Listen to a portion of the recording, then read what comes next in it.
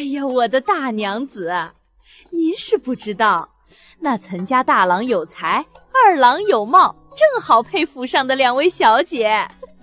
上一世的确如这媒人所言，我嫁了大郎岑文清，妹妹梦之嫁了二郎岑正言。我和大郎像两条拉磨的驴，给他们收拾了好多年的烂摊子，直到大郎为救二郎而死。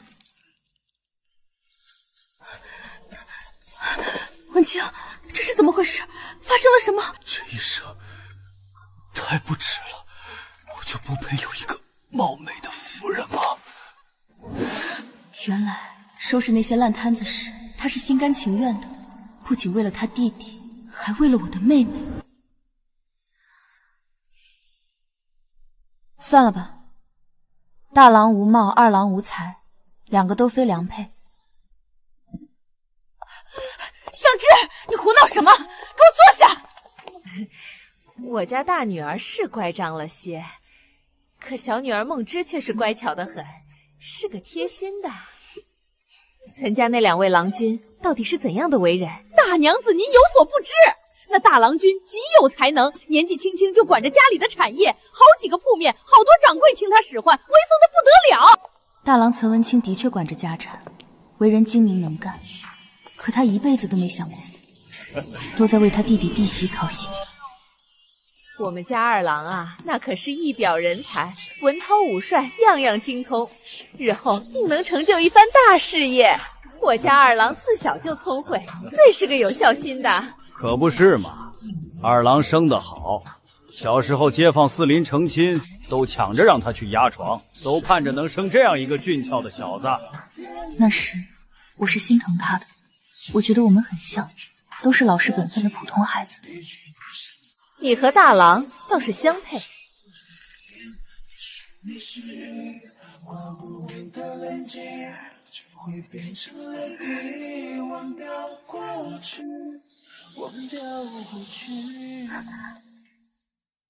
这一世，我李香芝绝不重蹈覆辙。大小姐，夫人叫你去正厅。这就去。你个不懂礼数的东西！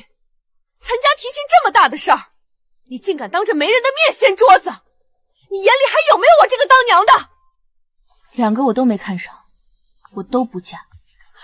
你反了天了！还你两个都没看上，你也不撒泡尿照照自己？若非你妹妹梦之嫁给二郎，你以为大郎那样好的郎君能看得上你？原来我是个天头，那我就更不嫁了。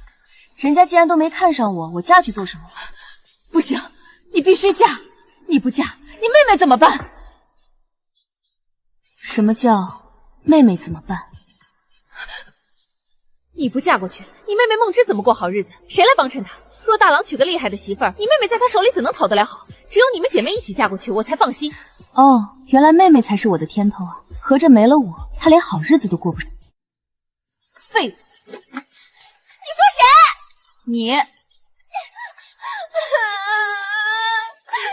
娘，你看他骂我。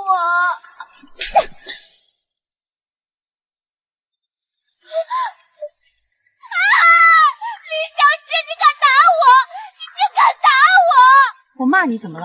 我还打你！你若不是废物，娘怎会买一送一，非要让你给我当天头？没有我，你连岑家的门都进不去。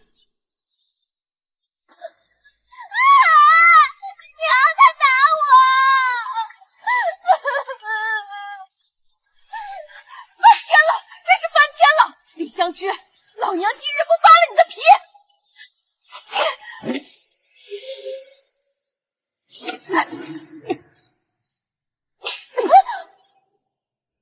娘，救命啊！救命！娘要打我，那我就先替娘打死你这个不长进的天头！娘，你别打他了，我被打得好疼啊！我的乖宝，快，娘给你找药。和你们的亲情早在60多年前就流尽了，这辈子休想再让我受半分委屈。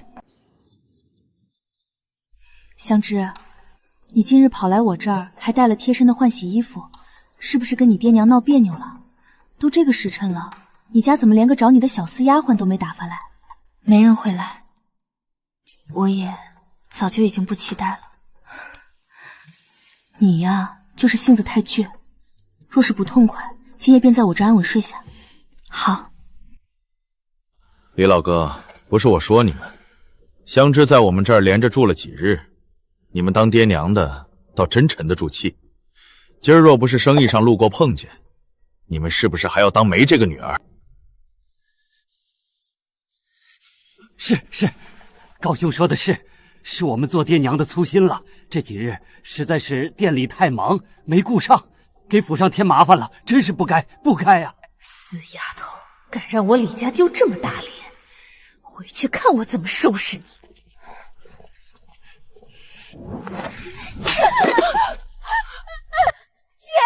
你疯了！你打我做什么？娘，你掐我做什么？你这个逆女，你竟敢！都给我住嘴！一出来就闹，还嫌在外面丢人丢的不够吗？赶紧给我滚回去！大小姐可真惨，一回来就被关在房间里禁足。反观二小姐，打扮的花枝招展，跟着夫人出门买发插去了。可不是嘛？听说家主家母从小就疼爱二小姐，什么好东西都给二小姐，把二小姐都宠到天上去了。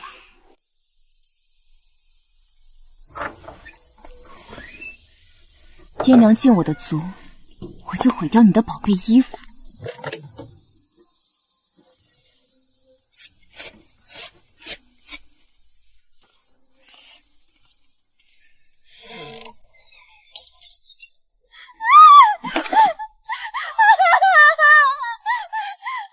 李香芝，你这个疯子！我和你拼了，你凭什么毁我的东西？凭什么让我什么都没有？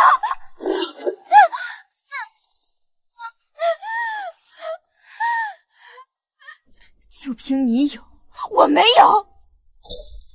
就凭你要嫁入高门，就要让我也嫁过去给你当牛做马，就凭你立不起来，你就是个离了我就活不下去的废物。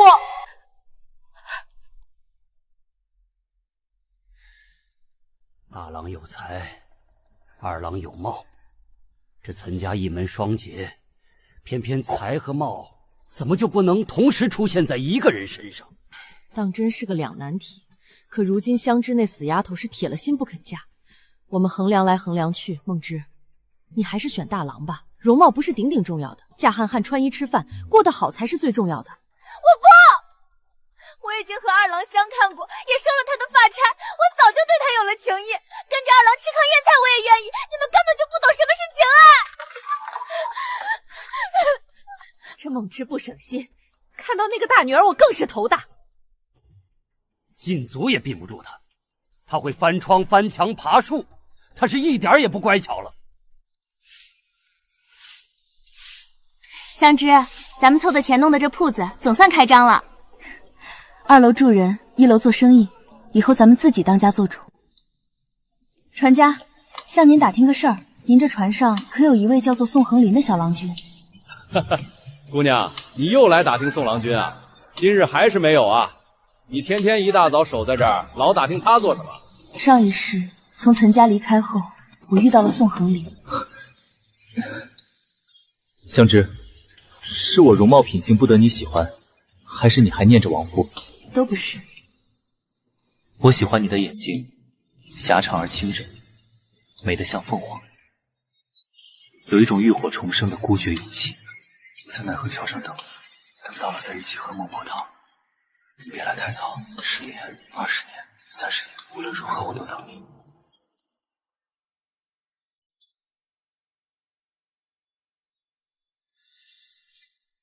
哈哈哈哈哈！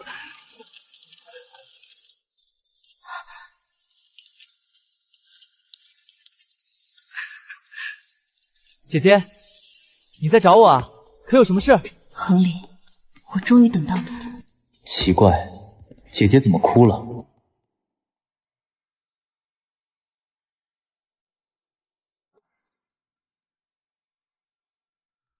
哟，你就是那个宋恒雷啊！小郎君，你可算露面了。这姑娘为了找你，在这码头守了好多天了，逢人就打听你的名姓。你再不来，我看她都要等急眼喽。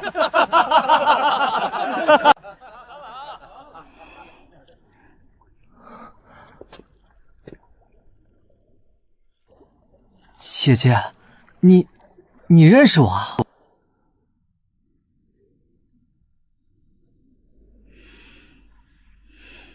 现在不认识，以后可以慢慢认识。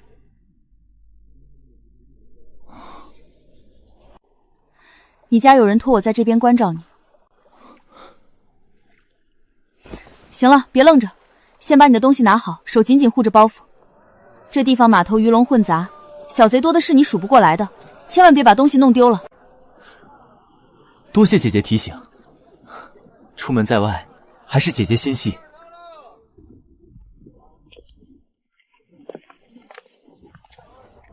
姐姐，还未请教，你叫什么名字？我叫李香芝。李香芝。香水的香，知乎者矣的知。我们去街上逛逛可好？好，听姐姐的。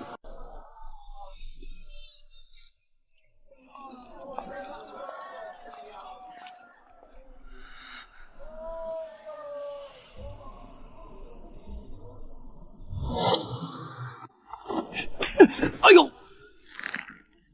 长着手是让你干活的，不是让乱伸的。滚！多管闲事。姐姐，她……我都说了，这地方小偷比你都多，钱袋子往里收收。这就是我给你挑的客栈，离我的铺子不过一条街，干净也太平。李大姑娘介绍来的客人，里面请。上好的房间早给您留着呢。出门在外，现银别露白，都换成存单，贴身守着。想吃地道的，去南街王婆家；想买料子，去东头李记。小郎君好眼力，这可是古天朝上个月刚做出来的旧货吧？老周，欺负生面孔也得看是谁带的人。哟，李大姑娘，瞧你说的。姐姐不仅长得好看，竟连这些弯弯绕绕都清清楚楚。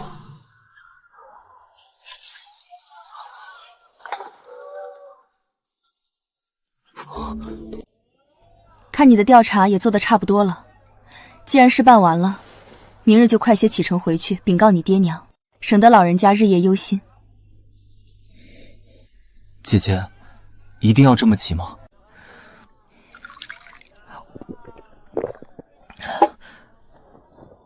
还没请教，姐姐可有婚配？没有。真的？那姐姐，你看我如何呢？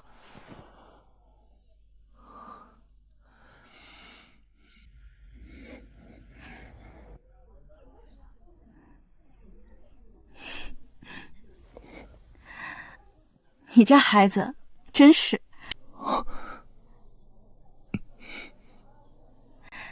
你摆出这副阵仗，到底是何意啊？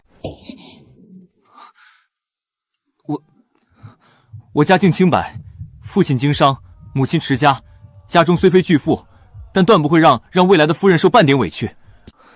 我为人踏实，不逛烟花之地，不嗜酒豪赌。最要紧的是，我一见姑娘便觉得欢喜，这种欢喜我活了10几年从未有过。我想着，若你不弃，我这次回去便跟爹娘挑明，求他们来你家提亲。可你家在外地，婚姻大事可不是你说两句欢喜就能翻山越岭的。我能搬来，哪怕是舍了那边的祖宅，只要能守着姐姐，我什么都愿意。你太年轻了，心思转得快，话也说得太满。回去吧，这提亲可不是儿戏，回去跟你爹娘好好商量商量再说。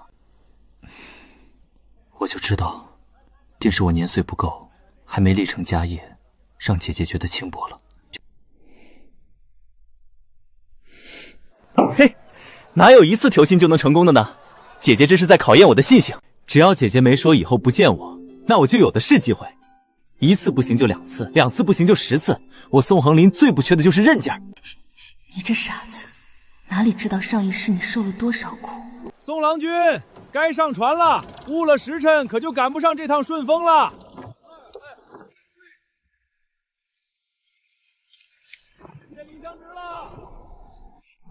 回仇的路上，可别再像来时那样，为了磨练什么见鬼的胆识，就把家里的仆人甩掉一个人出门了。姐姐，你怎么知道我是偷偷甩掉仆人出来的？我知你想历练自己，但在家人眼中，你的安稳比什么都重要。记住，别做让自己后悔的事。命只有一条，丢了可没处找去。姐姐的话，恒林刻在骨子里了，我一定全虚全伪的回来见你。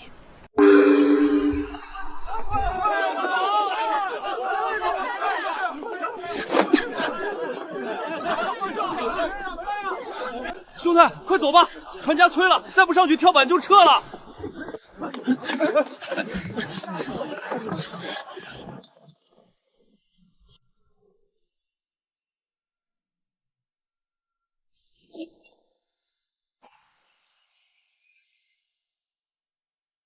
姐姐，再见了，宋恒磊。这小娘子倒是个情深种，船都走远了还看呢。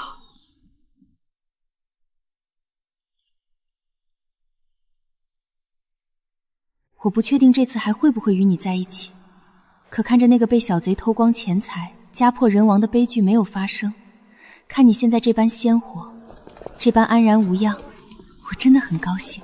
我愿你此生无遗憾，父母皆安好。若能再续前缘，那很好；若不能，那也没什么。你若安好，我便欢喜。这是我重生的一件很有意义的事。香芝，我是你为你小郎君啊，多好的家世清白，生得又俊，还对你那样言听计从。就是啊，咱们几个在那看着都替你脸红心跳的，还以为你定是动了心，要留他下来定亲呢。你怎么就这么放他走了？心动，面对那样赤诚的少年，心自然是动过的。可这世上的心动多了去了，今儿动一下，明儿指不定又为别的动一下。若只为了这一瞬的媚动就急着把自己的一辈子定死，那也太轻率了。可他是宋恒岭啊，他看你的眼神恨不得把整个人都掏给你。我是很喜欢他，可这一世的他还没经受那些搓磨，他现在才15、16岁，正是一眼望去觉得人生到处是机会的时候。这难道不好吗？太年轻了，他如今觉得我是第一眼瞧进心里的人，可等他回了家，见了更广阔的世界，或许又会觉得另有选择。他没有义务一定要守着这份初见的喜欢，我也没有权利现在就锁死他的以后。你呀，就是太冷静了，看着一点都不着急。20多岁的宋恒林遇见20多岁的李香芝，那是历经风霜后的惺惺相惜，定能有个好结局。可如今咱们都还小，未必相逢就一定是缘分，这辈子长着呢，我且走一步看一步，慢慢来，不着急。只要我把自己这日子过好了，遗憾总会一件件少下去的。东家，外头那位郎君站了快1炷香的时间了，也不进店，就死死盯着您瞧，莫不是来闹事的？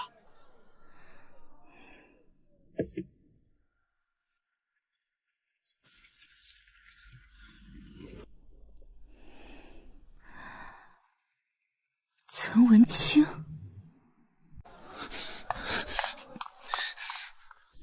岑大郎君，我未与你一亲，不知您今日所谓何事？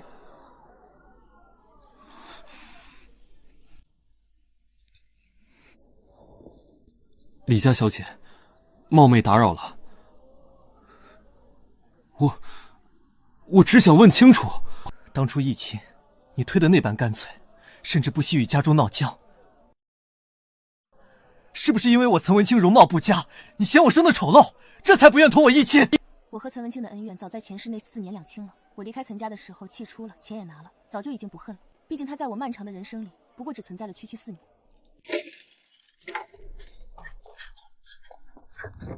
夫人，老爷和老夫人说要让二郎君兼托2房。我还没问你，你哥哥是怎么死的？匪徒要拿刀砍我，哥哥替我挡了刀。你还在骗人！匪徒为什么要砍你？你做了什么？你说！我舍不得那些钱，我和匪徒放了狠话，还想抢钱跑路。你是人吗？你哥哥一辈子老实不敢跟人拌嘴，你让他替你挡刀，你们刚走就来算计他的妻子，你们还是人吗？你支走这么多银子，到底想做什么？修坟。大郎不配娶个漂亮妻子，也不配有一个漂亮的坟吗？该的，该给哥哥修个漂亮的坟。我们赚多少你就在外面借多少，你到底想做什么？我捐了庙里，大郎说他伤口日夜疼，我请和尚做749天法事。爹娘，你们没梦见过大郎吗？李香芝，你够了！你故意算好的，你还要不要脸？妹妹，这就受不了了。我现在过的不就是你和2良曾经过的日子？你们过的，我过不得。姐姐，我知道错了，放过我吧！我好不容易有了孩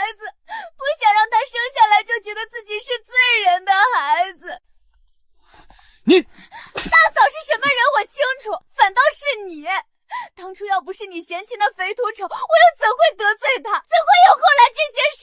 你不是人！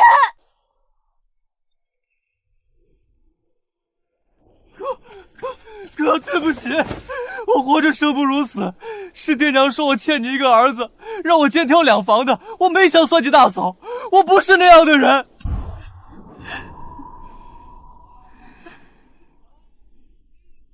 他一辈子都在委曲求全，从未真正得到过自己想要的，就连这一次来问我，甚至也隐隐有一种自卑自怜的意味，真是可怜。你要听真话还是假话？自然是真话。李家小姐，我今日来要的就是你的一句真心话。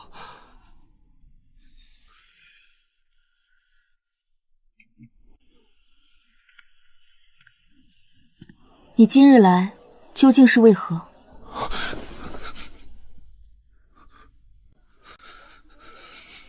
瞧，这就是答案。你根本不是自己想来找我，是你爹娘在家天天念叨，说不甘心，非逼着你来，你没办法，不得不来，不得不要一个似是而非的答案，好回去敷衍你那对偏心的爹娘，对不对？李大姑娘，我并非……你问我是不是嫌弃你的容貌？大郎君，这话我要怎么答你？我说我不嫌弃，以你那多疑自卑的性子，你心底恐怕不信，反倒觉得我是虚伪应付。可我若说嫌弃，你那点可怜的自尊，恐怕立刻就会让你伤心透顶。所以啊，说来说去，这世上最嫌弃你容貌的人，根本不是我李香芝，而是你自己。你总觉得是这世道，是旁人瞧不起你，可实际上呢？这说明你根本就没胆量。你既没胆量和你的父母去争取自己真心喜欢的，也没胆量去面对自己那点龌龊复杂的内心。李大姑娘，你怎能将我说的如此不堪？怎么戳中痛处了？像你这般懦弱又虚伪的性情，将来谁若嫁给你，一定会跟着你受不少气，一辈子替你承担你不敢面对与去憋屈致死。不过这些都与我无关，也无所谓了。今日这门跨出去，随便你怎么跟你爹娘讲，说我嫌弃你容貌也好，说我不喜欢你也罢，随便你。你对我来说，只是个毫不相干的陌生人。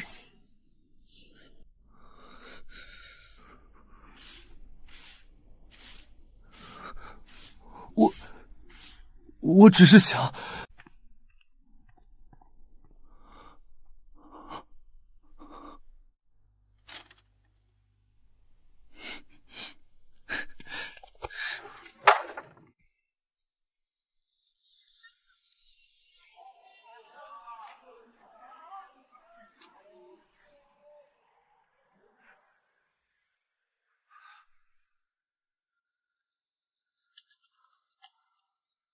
梦之妹妹，听闻你近来对字画颇有兴趣，这套前朝孤本与灰砚是在下特意托人从京城捎来的，想来能合妹妹心意。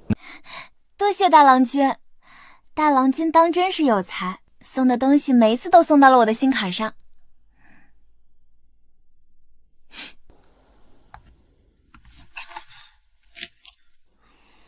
哼，大哥送这些劳神的东西做什么？梦之妹妹，昨日我同你说的那匹汗血小母马已经运到了青山马场，今日天气极好，我带你纵马青山，晚上再去湖上泛舟，如何？真的啊，二郎君当真是最懂我的，带我玩的都是我最心爱的。咱们二小姐真是好福气，岑家这两位郎君，一个有才送礼送到心坎，一个风流会玩，如今可都成了二小姐的追求者，天天围着转呢。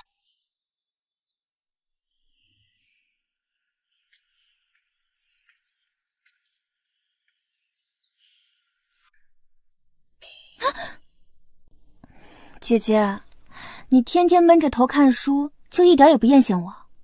那岑家大郎二郎天天围着我，要是你的话，你选谁？都不选，都不行。李香芝，你胡说！你就是直抵我，你见不得我招人疼，见不得他们两个都巴结我。你简直不可理喻！随便你怎么想吧，这个漂亮的小废物。梦之，这是我最后一次耐着性子跟你说明白。大郎岑文清内心自卑，但的确有些才干。你若是爱他，他感念你的情分，定会死心塌地，一辈子给你当狗使唤。可你这人内心轻浮，最是摇摆不定，日子久了，你肯定会嫌弃他那张平庸的脸，到那时候你肯定会给他戴绿帽子，你们两个绝对长久不了。李香芝，你竟敢这般污蔑我的清白！那二郎君呢？二郎生的那般俊美，对我又好。二郎跟你是一模一样的轻浮，他自幼有爹娘娇宠，被纵得不知天高地厚，你们俩一样都是惹祸精。你信不信？你们两个要是凑在了一块儿，那就是精上加精的老妖怪。凭你们的性子，能把好好的一个家活生生搅散了。除非你们两个经历什么生死大事，两半条命都折在里面，彻底安定下来，才有可能好好过日子。不然的话，你们两个成亲之后，一定3天一小闹，5天一大吵，自己就能把自己活活揍死。你凭什么这样说我？你凭什么？李香芝，你就是激起我，你就是见不得我好，见不得我嫁得比你风光。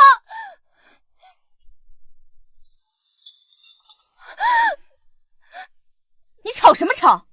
再吵，小心我大嘴巴子扇你！不爱听我的大实话，那你一开始就别来问我。既然开口问了，就真心实意的听着，别只想听那些抹了蜜的奉承话。若你只想听你自己爱听的，你算什么东西？你给我钱了吗？我凭什么要在这里费尽口舌的哄着你？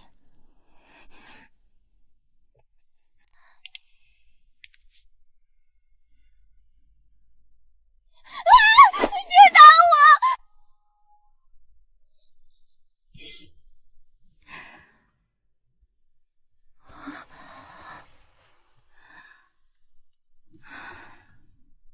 梦之，你还记不记得你刚出生那会儿，我天天趴在摇篮边上瞧你，你只比我小1岁，那会儿我们天天黏在一处，是彼此唯一的玩伴。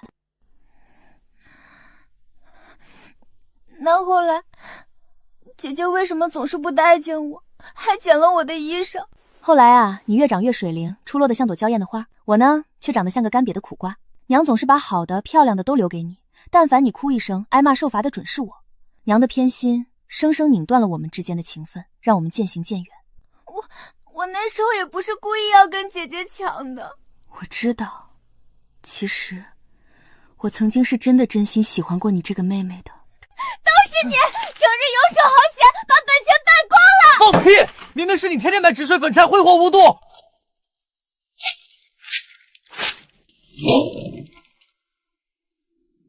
上一世，我带着大笔银钱彻底离开了岑家，没有了我和大郎在前面遮风挡雨，妹妹和二娘根本不懂经营，铺子一间间倒闭，日子过得一天比一天艰难。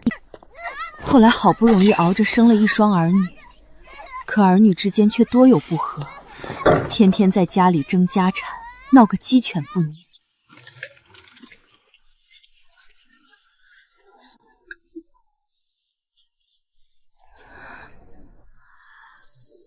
姐姐，我如今已经10几年没和二郎在一张床上睡过了。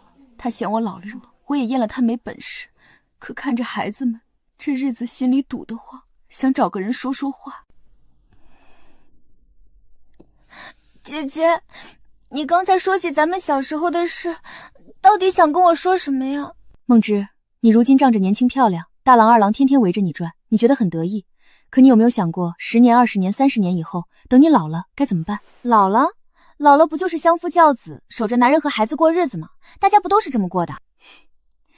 你觉得美色能留住男人一辈子？皮相这东西，总有衰退干净的一天。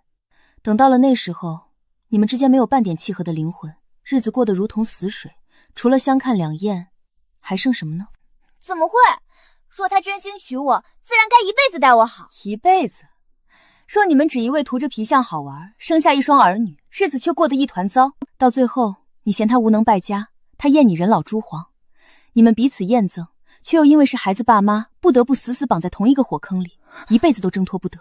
姐姐，你别说了，听着怪吓人的。前世的你死得比爹娘都早，你用很轻的声音跟我说：“姐姐对不起，你上一生过得也不容易。”梦之，我今日对你说的这些话，句句都是我的真心话。我确实打过你，但那是因为我真真切切的喜欢过你这个妹妹。我不想看你最后把自己活成一个笑话。姐姐，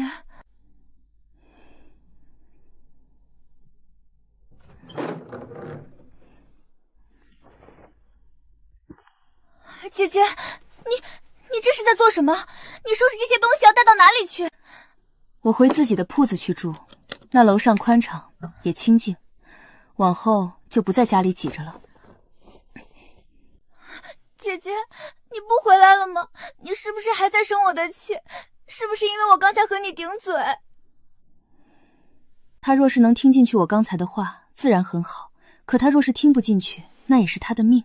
我终究不是什么风水先生，没有替旁人逆天改命的本事。你出嫁的时候，我自然会回来。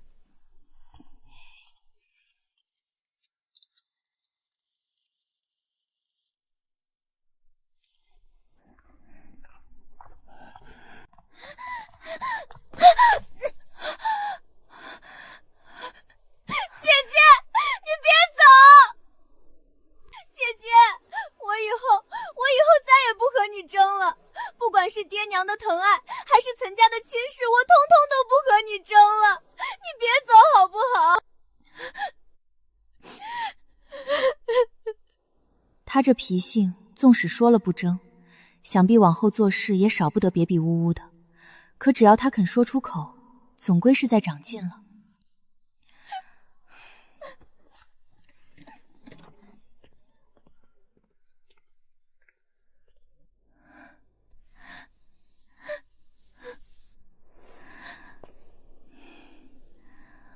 以前打你，疼不疼？疼。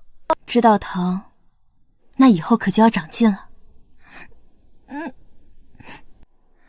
其实，我想对你说的话还有很多，可这世上只有自己是自己的靠山。若你自个儿立不起来，谁帮你都没用。姐，我会懂的。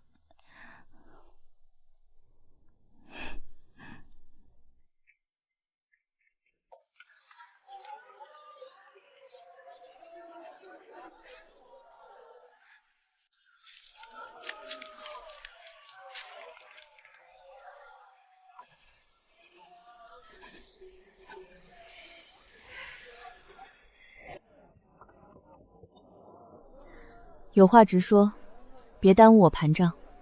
既然你有这等经商的通天本事，嫁出去当个管家媳妇儿实在是糟践了。我和你娘的意思是，不如将你留在家里，咱们给你招赘个听话的夫婿，由你来鼎立门户，继承咱李家的家业。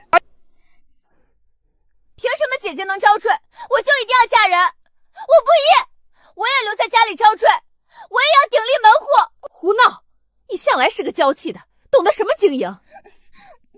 我不管，姐姐能开铺子，我也能。爹，您若是不给我一间铺子，我这辈子就改变主意不嫁人了，天天在家里磨着你们。罢了吧，城西那间杂货铺子交给你折腾，我倒要看看你能折腾出什么名堂。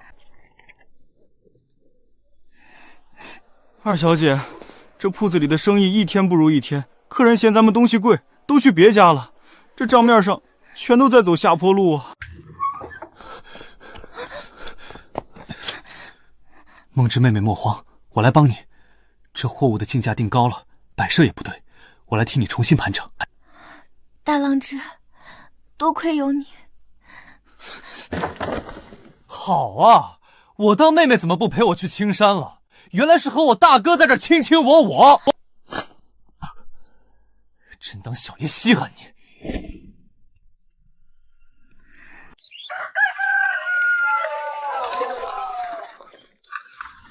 梦之妹妹，我糊涂了，我昨天那是气急了，才会去花楼买醉，我心里只有你一个啊。梦之，你不能这么对我啊！后天抢我了。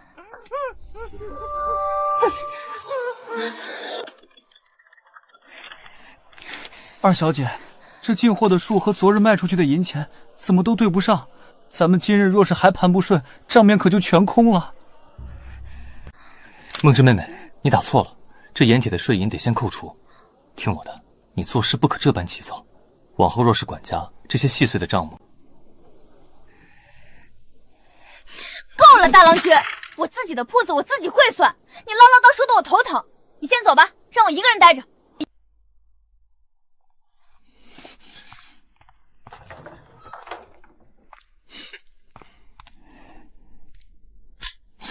梦之妹妹，你天天守着这些枯燥的烂账做什么？开看着就让人犯困。走，今儿天色好，青山马场刚运来一匹好马，陪我出去玩个痛快。玩，你就知道玩，铺子账对不上，你让我拿什么陪你去玩？哎呀，没钱了问你爹妈要一件就是了，何必这般折腾自己？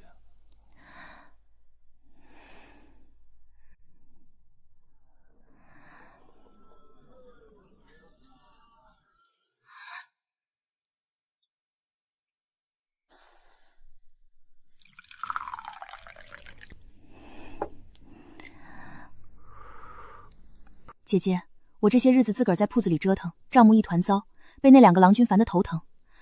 如今我总算是彻底明白了，爹娘现在为什么宁可退了岑家的婚，也非要让你招赘。我的确没你那么有本事，不过那天与你分别后，我也潜心学了很多东西，比以前长进了不少。那天我没让大郎帮手，自个儿在铺子里守到深夜，你猜怎么着？我竟然自己把那笔账目算清楚了，原来是我自己先前记错了一笔数，最后是我自己把那错处给找出来的。哦，那倒真是不容易，咱们二小姐也知道动脑子了。所以我想好了，大郎二郎，我一个都不嫁了。这世上又不是只有他们2个男人，大郎唠叨自卑，二郎轻浮败家，我若是嫁过去，一辈子都过不安生。再说了，我年纪还轻，你这个当姐姐的都还没出嫁呢，我急着嫁人做什么？我就等着等姐姐你先成亲，我倒要睁大眼睛好好瞧瞧，看你往后能给自己招出个什么样的天仙夫婿来。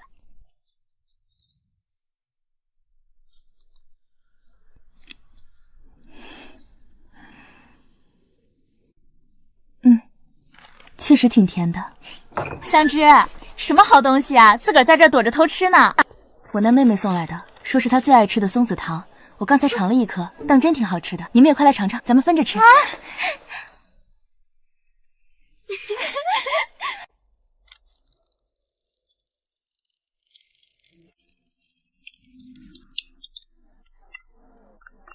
姐姐，我回来了，我爹娘也来了。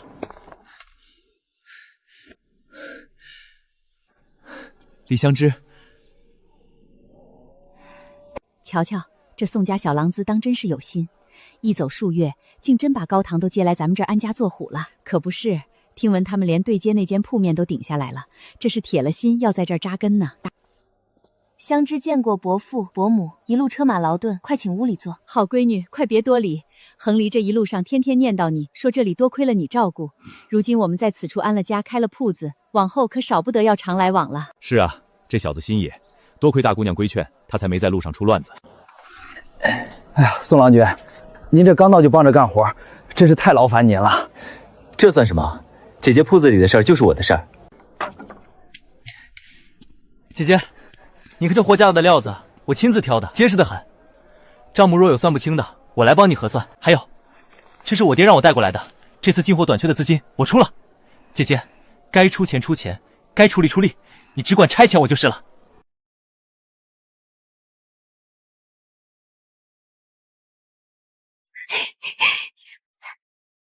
香芝，我是真羡慕你，这宋家小郎君天天留在咱们铺子里，眼里心里全是你，连擦桌子扫地都抢着干，平人谁能待您这么好啊？可不是，这嘘寒问暖的，蜜里调油似的，你当真一点都不动心？他本就是个勤快的性子，搭把手罢了，我倒没觉得有什么特别的，感觉寻常的很。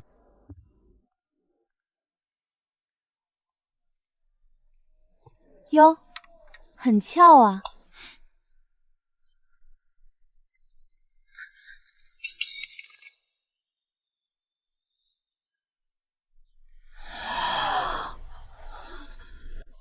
光天化日没羞没臊的，香芝真是要疯了！快走快走！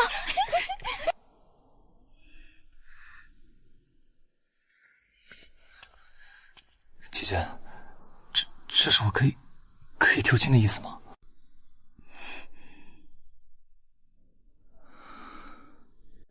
恒林，你老老实实回答我，你到底喜欢我什么？姐姐，其实这事儿说起来，连我自己都觉得有些傻气。我第一次坐船来这儿的时候，在船舱里闷得慌，百无聊赖地看着江面。那时候我年纪小，不知天高地厚，就在心里偷偷发誓，下了船，我在这地方遇见的第一个女子，就是我宋恒林这辈子的义夫人。可后来船靠了岸，我在船上，在码头上遇见了一个又一个姑娘，有拎着菜篮子的，有抱着孩子的，甚至还有冲我指指点点的。可我每次看过去，脑子里都有个声音在说，不是这个，也不是那个。看到后面，连我自己都忍不住笑自己。明明规矩是自个儿定下的，结果却被我自己一次次否定，这不就跟小孩子过家家的儿戏一样吗？所以你当时就死心了？对，后来我就放弃这个荒唐的游戏了。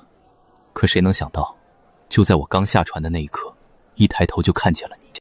姐姐，就那一眼，我这脑子就跟炸开了一样，我浑身都在叫嚣。对，就是这人，这就是我宋恒林找了半天的意中人。直到那一天看见你，我才彻底明白，原来这世上喜欢一个人，是真的会拼命为自己找借口的。哦，什么借口？你看啊，我明明自个儿定了规矩，说要娶第一个瞧见的，可你确实不是我下了船第一个看见的女子，但你却一定是第一眼就被我死死看到心里去的那个人。油嘴滑舌。那我再问你，如非要说点什么具体的东西，你到底瞧上我哪儿了？若非要说喜欢什么具体的东西，姐姐，我喜欢你的眼睛，狭长清正，像凤凰，好看极了。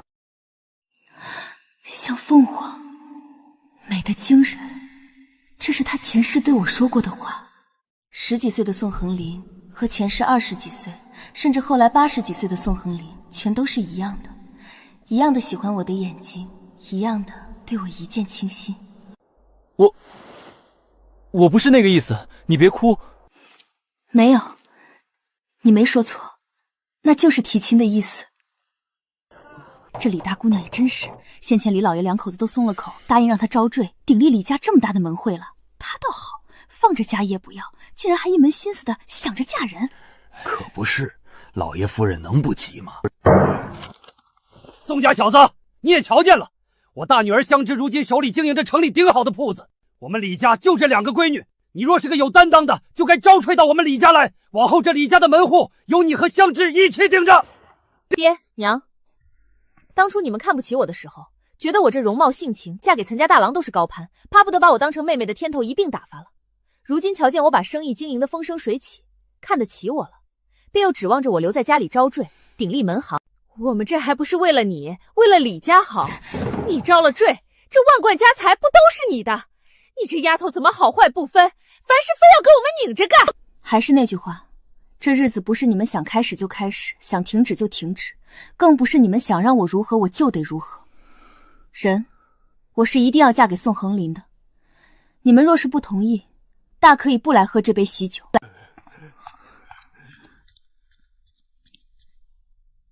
往后我就当自己是个孤儿。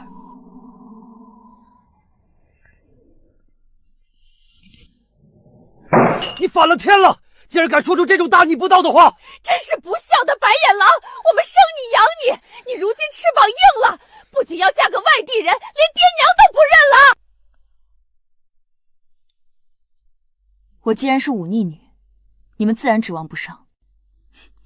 不过李家要鼎立门户，又不是只有我一个女儿，你们大可以让妹妹招赘，我看她心里倒是很愿意的。让你妹妹招赘？你妹妹有没有本事？你这个当姐姐的心里难道不清楚吗？就是，孟芝她整天就知道吃喝玩乐，连个账本都算不清楚。就凭她那点三脚猫的本事，她能撑得起什么门户啊？她要是招了赘，这李家的家业不出3年就得被她彻底败光，她能成个什么气候？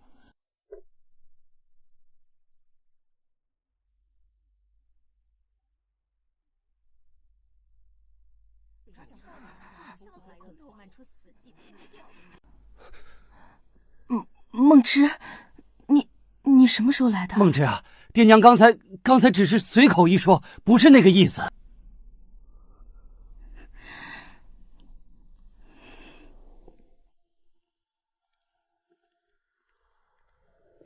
芝啊，你听娘跟你解释。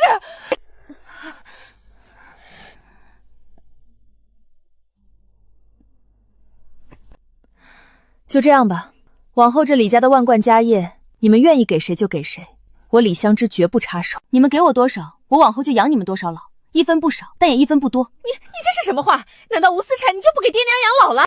不给也无所谓，只要你们往后别来铺子里找我的麻烦，相安无事便罢。但若是把我惹急了，我如今在商场上的手段你们也是知道的。我要是动了真格，把李家这点家业通通吞干净，也不是什么难事。罢了，香芝啊，你既然铁了心，我们做爹娘的也不做那恶人了。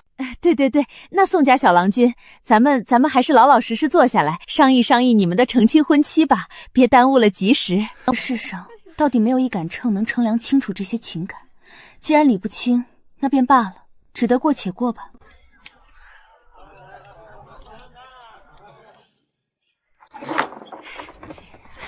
新郎官，用这金秤挑盖头，从此日子称心如意，秤不离挪。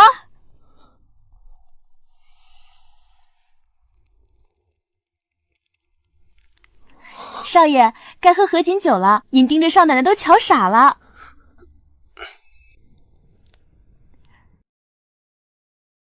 好嘞，祝2位新人百年好合，白头偕老。姐姐，不对，娘子，这是今天成亲，你爹娘当着众人的面送过来的，说是给你的一半家业都归你自个儿管着。娘子，你说他们先前那般不情义，今儿突然给了这么多，到底是不是真心对你好的？管他们呢，不管这是他们权衡利弊后的结果，还是他们拿我没办法不得不使的法子，总之这白纸黑字的家业落到了我手里，我就当它是真的。水至清则无鱼，人至察则无徒，人心这东西最是经不起琢磨。我呀早就学会放过自己了，不想那些，只管过好咱们的日子。对，娘子说的对，今夜咱不想旁人。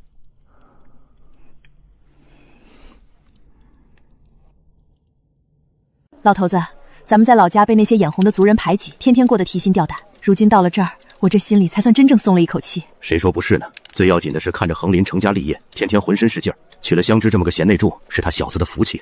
娘子，累了吧？尝尝这个，刚炒出来的。算账呢，别闹。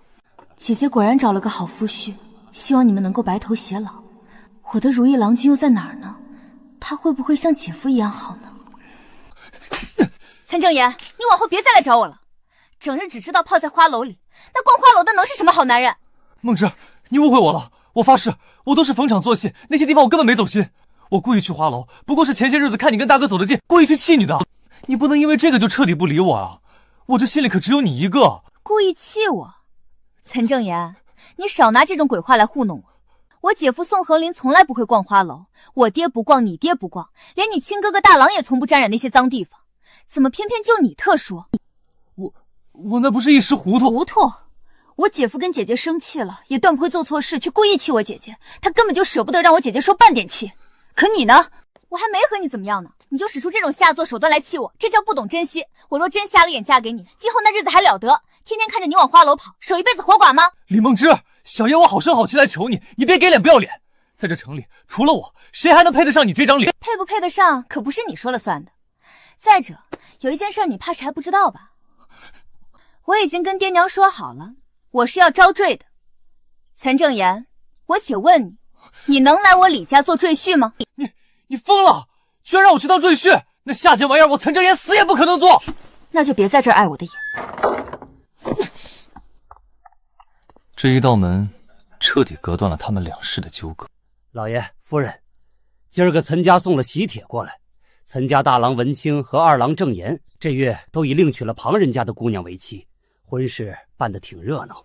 木之啊，岑家那2位郎君如今都已各自另娶了，你当真没有半点嫁人的意思？这城里适龄的俊俏哥可不多了。娘，您就省省心吧。我早就说过，这辈子我是铁了心要留在李家招婿的，断不会嫁出门去。梦之，既然你铁了心要鼎立门户，往后爹娘便不再将你当做一个随时准备嫁出去的女儿来看待了。从今日起，这李家继承家业、鼎立门户的担子，你得自个儿挑起来。女儿明白，定不负爹娘教导。娘子，你瞧，二妹妹如今当真是变了个人似的。以前连账本都懒得瞧一眼，如今竟能静下心来，规规矩矩的当个好学生，听岳父岳母那般严厉的教导，真是难得。这人啊，伯乐与千里马相遇，终究是需要时机的。娘子，此话怎讲？伯乐若是来得太早，千里马上是野性难驯的烈马，教了也是白教。可若千里马醒悟得太迟，骨头硬了，心气散了，便再也教不出来了。只有在如今这最合的时遇，插进了心，爹娘认了命，才有机会成就咱们李家的一段佳话。娘子懂得真多。